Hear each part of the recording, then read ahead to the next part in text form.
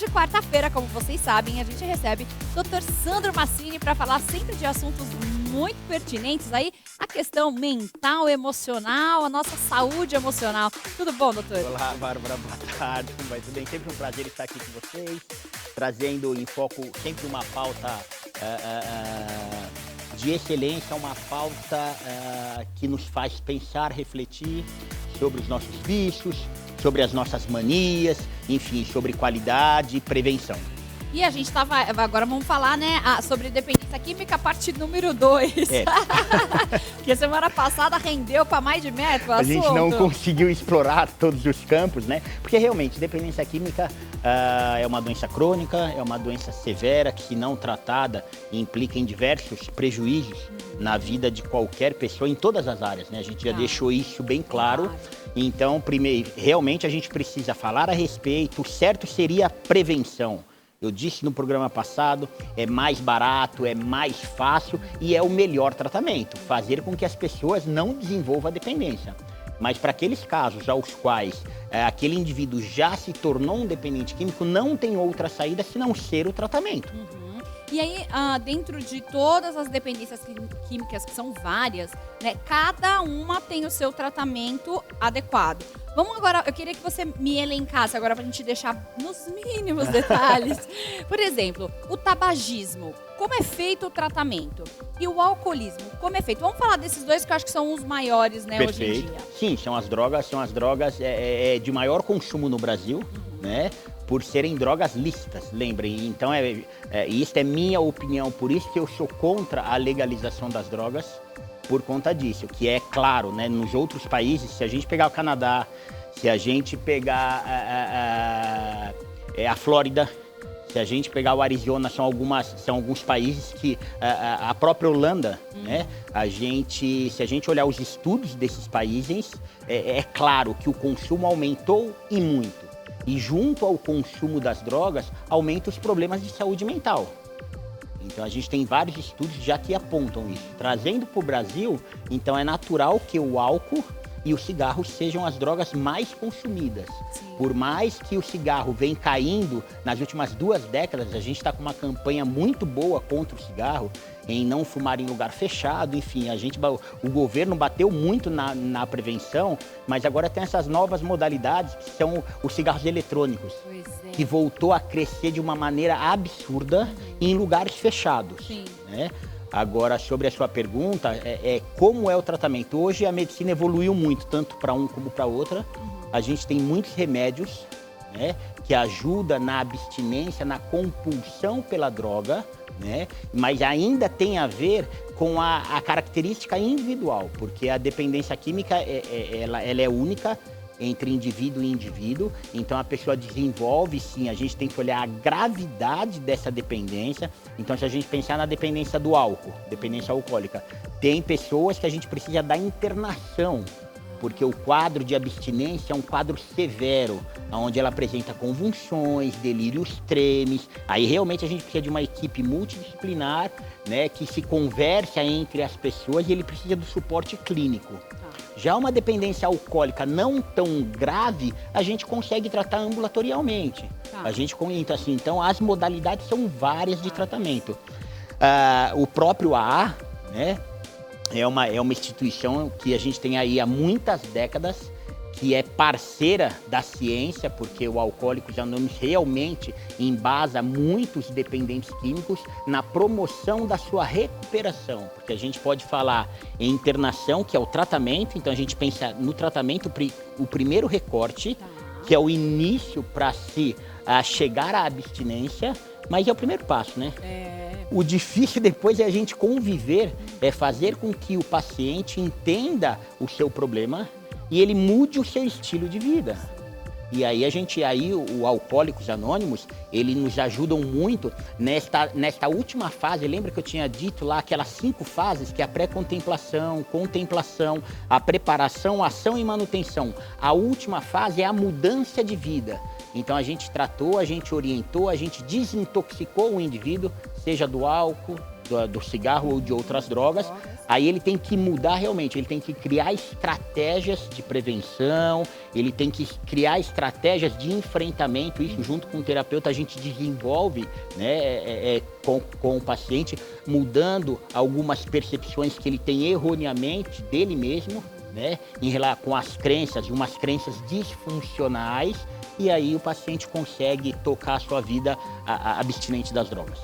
Porque o vício, ele é não só uma questão química também, né? Porque a pessoa precisa também tirar o vício da sua mente, que ela vira um hábito. É o hábito. Né? E um hábito é muito difícil de você quebrar esse hábito. Então, como que a parte psicológica ajuda nesse sentido? Porque a gente está falando aqui da questão ambulatorial, temos os remédios, mas como que a parte, né, a parte do Dr. Sandro ajuda aí para quem precisa, para quebrar esse hábito da mente? A gente precisa trabalhar, é muito indicado, a terapia cognitiva comportamental, que é essa mudança das crenças disfuncionais. Então a gente vai atuar nessas crenças, a gente vai reprogramar este indivíduo sobre as suas crenças, né? Ajudá-lo nos seus enfrentamentos das dificuldades do cotidiano e é uma técnica, enfim, que a gente desenvolve dentro do consultório e que o paciente ele tem que apresentá-la, ele tem que treinar, né? O seu comportamento. Então pensa, se a gente pensar em pensamento, porque a pessoa que teve este reforço positivo da droga, porque se a gente pensar na droga, o que a droga faz? A droga, num primeiro momento, ela traz um bem-estar, um sentimento de prazer e de euforia muito grande. Sim. Né? Coisa que no cotidiano, se a gente comparar a droga na nossa vida normal, fica uma balança que não se equipara, porque a droga é uma liberação de dopamina muito alta e muito rápida, certo, gerando euforia e prazer de imediato. Os outros prazeres na nossa vida, como trabalho, estudo, relacionamento, família, viagem, também nos libera todos esses prazeres, só que de uma maneira mais lenta. Então é claro que o dependente ele acaba mudando o seu funcionamento cerebral por conta disso. Ele quer o prazer rápido, de imediato, a toda hora. E aí a gente tem que trabalhar com este paciente para entender que a vida não é fácil e que não existe prazer a todo momento. Sim, né? Precisa entender, né, que a vida também tem frustrações. Até uma questão também legal para a gente tratar, desde já até com as crianças, sobre essa questão da frustração, que a gente já vai trabalhando também. Olha, que o papai e a mamãe não vão estar aqui para sempre, você vai passar por momentos difíceis. Eu acho que também essa geração é uma geração onde ela precisa também já ser, né, orientada nesse sentido a partir de já. E nas prevenções, quando a gente trabalha na prevenção de droga, a gente trabalha muito na prevenção, se a gente usar a prevenção primária, que é quando o problema ainda não se instalou, é isso, a gente precisa ter aquela rede de apoio, uma rede preventiva para evitar que o paciente ele experimente a droga. Porque a gente nunca sabe quem tem a predisposição, quem tem fatores genéticos para desenvolver ou não a dependência química. A gente sabe que se a gente pegar em linhas gerais, em números, apenas 20% em média da população mundial vai se tornar dependente. Então é errôneo falar que todo jovem usa droga. Sim. Ou que todo jovem vai se tornar um dependente químico. Não, é ao contrário, é uma minoria. Só que esta minoria de quase 20%, numa escala mundial, é muitas pessoas. Muito, né? É muitas pessoas. E a gente sabe também que quanto maior a resiliência, pegando isso que você disse, né, Bárbara? Quanto maior a resiliência, essa capacidade que o indivíduo tem de lidar com frustrações. Sim. Porque a vida realmente vai te cobrar, a vida ela vai te bater, como a gente diz, né? Não é só alegria. Você vai ser convidado a confrontos, né, e a dificuldades desde a criança, da criança, do jovem à vida adulta. A vida adulta, né? Imagina se tudo na sua vida que você queresse, né, o seu familiar te oferecesse, ou se todo mundo te falasse sim. Eu acho que o não, né, nos forja o nosso caráter, né? A nossa capacidade, a nossa resiliência de entender que a vida é assim mesmo, a vida é feita através de escolhas e todas as escolhas que a gente faz, a gente assim, escolheu algo, eu sempre digo, a gente abre mão de algo. Então esta dualidade da vida, né, é importante que a gente aprenda a fazer boas escolhas para não se arrepender logo em seguida. Sim. É até interessante, né? A gente teve a morte do Jô Soares há pouco tempo aí, e o filho dele falava uma frase que ele falou assim, eu não quero escolher, porque toda vez que eu escolho, eu perco.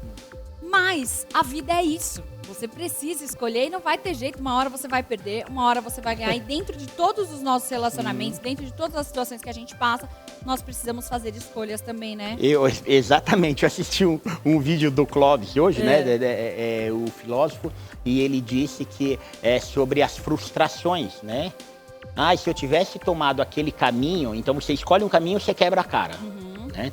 E aí ele trouxe esse pensamento, essa reflexão, se eu tivesse escolhido o outro, talvez eu não teria, enfim, quebrado a cara. Mas o que ele quer dizer é que qualquer caminho que a gente tome na vida, a gente vai ter dificuldades, né? E isso, só um minutinho, isso é normal. O microfone do Dr. Sandro parou? Parou? Vamos lá? Peraí, só... Não parou? Ah, tá. É porque parou aqui pra gente, achei que tinha dado algum problema aqui. Só abaixou, então tá bom. Perfeito, então é exatamente isso, né? Independente das escolhas, né? A gente tem que assumir as responsabilidades por ela. Então, por isso que tem hora que, independente do caminho que a gente vai escolher seguir, a gente vai ter algo a enfrentar, alguma situação a enfrentar, seja ela boa ou seja ela ruim. Ruim, né? Uma coisa que eu até te trouxe aqui antes da gente começar o nosso bate-papo, uma vez eu tava falando, gente, como é que a gente poderia acabar com a Cracolândia, por exemplo? Ou com um grande número de pessoas que têm uma dependência química ou de drogas, enfim. E aí, uma certa vez, conversando com uma pessoa, um profissional, falou assim, olha, pra mim, na minha opinião, eu acho que teria que colocar todas essas pessoas dentro de um lugar e dando droga de pouquinho em pouquinho até a pessoa parar. E perguntei pro doutor Sandro, sempre tive curiosidade de saber, isso é uma estratégia boa para acabar com a dependência ou é uma loucura, uma utopia, enfim? Então, olha, se a gente pegar a Cracolândia, é um grande problema social que o Brasil, que nós brasileiros vivemos. A gente sabe que a Cracolândia existe em vários estados. No Brasil, em São Paulo, ela está há mais de 30 anos. Entra governo, sai governo, eles tentam várias ações e a gente sabe que é algo muito difícil de se combater. Na minha visão, enquanto profissional, né, eu atuo na área da dependência química há mais de 20 anos, eu não acredito em redução de danos. Isso se chama redução de danos. Isso que você colocou a palavra técnica é redução de danos. Okay. A redução de danos, sim, foi muito bem vista pelo Ministério da Saúde na época do HIV e AIDS. Lembra lá atrás? Que, assim, pensa que as pessoas tomavam um baque na veia, então eram as drogas injetáveis. Então, entre a pessoa se contaminar com HIV e mantiver o uso... Então, ela era dependente química da cocaína injetável, mas quando ela usava cocaína, além de ela continuar a dependência, ela desenvolveu o HIV. Então, neste momento, muito melhor a gente oferecer seringas para a gente tentar evitar que ela tivesse uma segunda doença. Né? Então, se a gente olha em questão de abarcando a população, né, a redução de danos até poderia fazer sentido lá atrás. Mas com o avanço dos estudos e no decorrer da década ficou claro que para a gente tratar um dependente químico, ele só consegue se tratar na abstinência total. Então eu não consigo tratar um dependente de crack dando álcool para ele. Porque imagina que pra gente, naqueles estágios motivacionais, que a pessoa precisa se engajar, ela precisa entender os prejuízos que a droga vem causando, tanto fisicamente como socialmente, se ela estiver entorpecida, porque a droga, o que a droga faz? Qualquer substância que você use, seja ela maconha, seja a cocaína, seja o álcool, ela vai entorpecer, ela vai mudar o seu funcionamento cerebral. A gente, enquanto profissional, a gente entende o quê? Que a partir do momento que você estiver entorpecido, você perde a capacidade de escolher. E como você é dependente de uma droga X, a probabilidade de você retornar para essa droga é muito alta. Nossa, né, realmente olhando agora por esse âmbito, é melhor mesmo, né, que seja uma coisa que, nem ou não, tem que ser radical, né? Sim. É uma escolha, como a gente falou aqui anteriormente. Doutor, eu também queria te perguntar, no fim das contas, tem cura a dependência química? Então, o que a ciência diz, não. porque é uma droga, é uma doença crônica. É uma doença crônica, mas ela é tratável. Tá. A gente entende, né, doença crônica como diabetes. Se a gente pegar um diabetes, seja ele tipo 1 ou seja ele tipo 2, né? Tá. O tipo 1 é certeza que não tem cura. Certo. O tipo 2, de vez em quando, se a gente mudar o estilo de vida, né, fazer a pessoa emagrecer, enfim, colocar ela para fazer atividade física e regular a alimentação, provavelmente ela pode até se curar da diabetes tipo 2. Mas o tipo 1 é algo hereditário, ela vai carregar para a vida inteira. Só que a gente vê pessoas com diabetes vivendo super bem. Sim. E outras pessoas acabam falecendo, acabam amputando perna, acabam ficando cego por conta de não ter tratado a sua ingestão de alimentos. Tá. A dependência química é a mesma coisa, é uma doença crônica que, se uma vez tratada e bem orientada, lembra que a pessoa ela precisa reconhecer a doença, ela precisa assumir as suas responsabilidades, a gente desenvolve as estratégias de enfrentamento, ok? E coloca ela, enfim, insere ela na sociedade e ela tem que mudar simplesmente de vida, mudar os hábitos, mudar os seus relacionamentos, mudar os lugares que ela frequentava. Aí sim a gente consegue promover uma abstinência duradoura, que é a recuperação. Tá. Agora, o que a ciência coloca é que, uma vez dependente químico, quando a doença foi instalada, a gente consegue essa abstinência a longo prazo, mas a partir do momento que essa pessoa, depois de 10 anos, depois de 15 anos, se ela voltar a fazer o uso, ela continua sendo dependente. A diferente é que ela permaneceu limpa durante todos esses anos. E no meu consultório, este ano, voltou um paciente de 14 anos limpo. Olha Este só, ano, poxa vida. um dependente alcoólico, enfim, ele acabou por um problema X, voltou a consumir. É claro que ele voltou a consumir não com o mesmo padrão, mas depois que essa dependência, essa compulsão se instalou novamente, passado a 6 meses ele perdeu o controle e ele teve que voltar ao tratamento.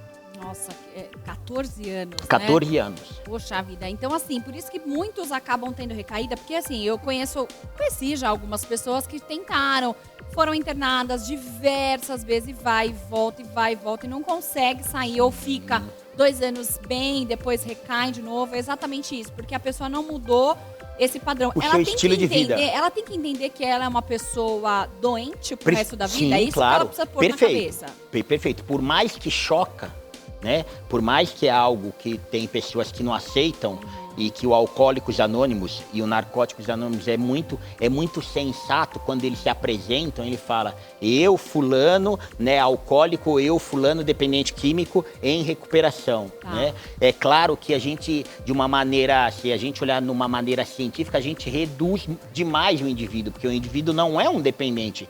Ele está, naquele momento, ele se encontra naquela característica, mas ele é um pai, ele é um filho, ele é um profissional, ele é um estudante, ele é um amigo, ele é um irmão. Então a gente desenvolve vários papéis, mas a gente tem que reconhecer que é uma doença crônica e, uma vez instalada, você vai ter que conviver com ela. Não quer dizer que você vai ter que sofrer dessa dependência o resto da vida. Desde que você se trate, você vai conseguir ter uma vida saudável, né, e agradável como qualquer outra pessoa. É igual, por exemplo, uma pessoa que tem depressão, ansiedade, ela tem que entender que é uma coisa que ela vai ter que conviver ali para a vida toda, mas que tem um tratamento adequado para ela, e ela pode sair daquele quadro a partir do momento que ela achar ali um equilíbrio. O equilíbrio, perfeito. É isso perfeito. que a gente pode falar. Bom, acho que agora a gente chegou aí, né, no fechamento desses 2 dias aí falando sobre dependência química. E eu quero que você vai me contar uma novidade, é isso? Sabadão agora, você vai inaugurar um novo espaço, a Somente Clínicas. Me conta um pouquinho sobre essa A nossa empresa ela foi repaginada, né? Então, de 2 anos para cá, a gente criou uma nova empresa em cima de uma empresa de 20 anos. E a gente cresceu de uma maneira muito significativa e estamos inaugurando o nosso novo escritório lá em Alphaville, num prédio só nosso, um ambiente quase de 500 metros quadrados. E sábado agora, enfim, vai ser uma comemoração, uma confraternização entre os colaboradores. E quando eu falo entre os colaboradores, hoje somos mais de 100 pessoas. Uau. Então a empresa realmente ela cresceu bastante. E isso eu agradeço os meus sócios, os meus sobrinhos, né? o Igor, o Michel, dois amigos nossos também que faz parte do nosso time, que é o Igor e o Rodrigo Gouveia, e um outro jovem que está fazendo parte da nossa equipe. Agora estamos em 6 pessoas, é o Nicolas. Então, com todos esses jovens engajados em cuidar de pessoas, né? Claro que cada um no seu ramo de atividade, mas a gente juntou a expertise de cada um, né? Então, hoje, enquanto eu continuo clinicando, que é o que eu gosto, que eu sei fazer, eles estão tomando a frente de diversas frentes na nossa empresa. E sábado agora é a inauguração. Olha, a gente queria convidar todo mundo, mas não vai dar. Dessa vez não vai dar, né? Mas... O espaço não é tão grande assim, né? Vou fazer assim, ó. Já que não dá pra gente levar os nossos telespectadores, eu vou estar lá.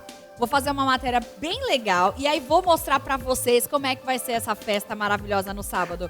Pode ser combinado, ótimo, doutor? Muito bom, muito bom. É muito legal porque são várias frentes onde você pode encontrar uma clínica com os melhores profissionais. Aqui a gente tem para todos os gostos. Perfeito, perfeito. Todos perfeito. os problemas. Sim. Bom, quero te agradecer mais uma vez, doutor Sandro. Passa os seus contatos pra gente. Quem precisar de um apoio, né, emocional, por favor, pode contar com vocês, né? Um prazer, nos colocamos inteiramente à disposição. O nosso site é o somenteclinicas.com.br. As minhas redes sociais é o meu nome, Sandro Massini. Vocês me encontram tanto no Instagram, Sandro Massini _psicólogo, como no YouTube, Sandro Massini. É um prazer estar com vocês. Mandem perguntas, sugestões, ideias de pautas e vai ser um prazer a gente estar aqui conversando e discutindo. É muito bom. Então você pode colocar aí pra gente se você tem as suas dúvidas. Ai, doutor, quero falar sobre tal coisa. Ai, tenho vergonha de ainda falar com um profissional. Manda pra gente a sugestão que a gente vai trazer aqui o doutor Sandro pra fazer toda essa explanação. Ótimo, perfeito. Tá bom? Então sábado a gente se vê de novo, sábado, tá bom, doutor? Isso aí, até. Estaremos juntos.